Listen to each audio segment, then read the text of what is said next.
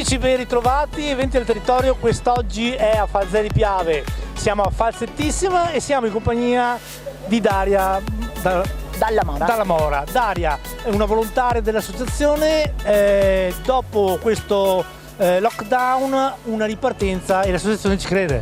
Assolutamente sì, dobbiamo pensare positivo, dobbiamo pensare appunto alla ripartenza e l'associazione Il Circolo e il Pedrè non poteva far altro che, come tutti gli anni, riproporre Falsettissima anche quest'anno. Quindi Falsettissima 2021, anche se in un periodo difficile, però noi siamo pronti ad affrontare le sfide. E siamo pronti, noi siamo senza mascherine perché siamo a distanza, ma nelle cucine ci sono le mascherine, c'è un percorso obbligatorio per prendere il cibo, tutto a norma insomma. Tutto a norma, rispettiamo quelle che sono le direttive e non ci fa paura questo, perché la gente vediamo che risponde, felice di poter ritornare a una vita normale e noi come associazione non possiamo che essere felici di questo. Daria, Falsettissima ha il suo successo dovuto alle serate a tema.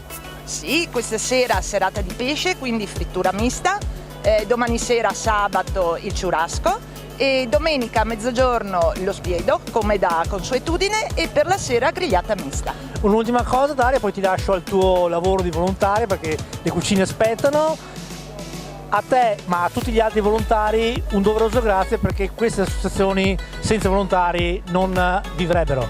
Assolutamente sì, il volontariato è il fulcro di una comunità.